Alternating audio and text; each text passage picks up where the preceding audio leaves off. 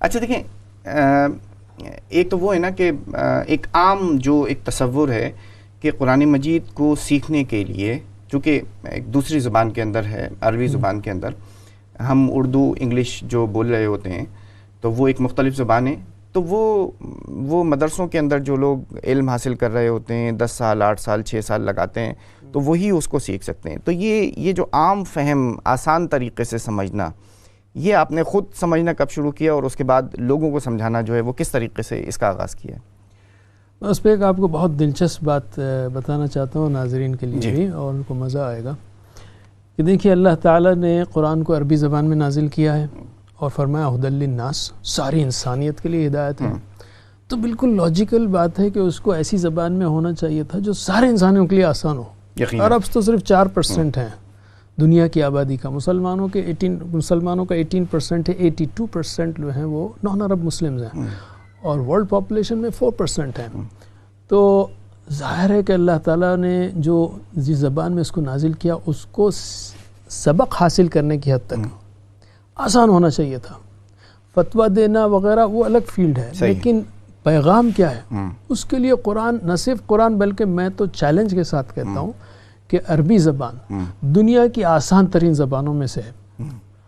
ویسے آپ کہیں گے یار یہ تو ذرا بہت ایکسٹریم کہہ دی بات. میں آپ کو 2-3 مثالیں دیتا ہوں. ویسے میرے پاس پورا ایک لیکچر ہے امیزنگ عربک کے نام پر، اور یہ بہت مزہ آئے گا ہمارے ناظرین کو بھی دیکھ کر. دیکھیے کوئی بھی زبان جب آپ سیکھتے ہیں تو آپ کو الفابیٹ سیکھنے ہیں. تو انگلش کے کتنے الفابیٹس ہیں؟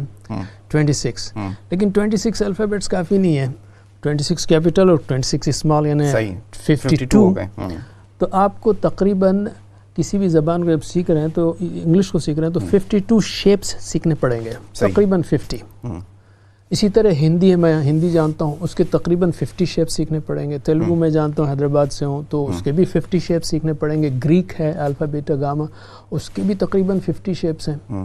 جب آپ عربی کو لیں تو 50 شیپس نہیں ہیں، 29 بھی نہیں ہے.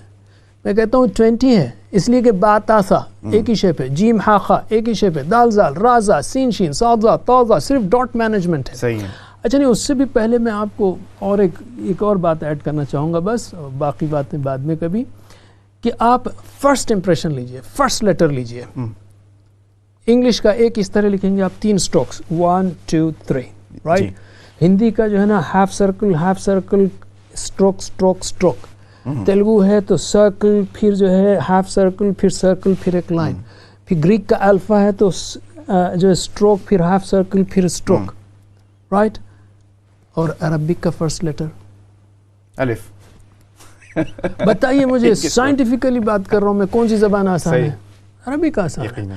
تو اللہ تعالیٰ نے قرآن کو آسان کیا ہے. وَلَقَدْ يَسَّرْنَا الْقُرْآنَ، قد سے ساتھ کا، لقد کا، البتہ تحقیق، indeed we have made the Quran easy للذکر. تو قرآن بہت آسان ہے. یہ غلط امپریشن ایک تو ہمارے دشمنوں نے بٹھایا ہے کہ نہ قرآن نہیں پڑھ سکتے، اور دوسرے ہمارے مخلص نادان دوستوں نے بٹھایا ہے.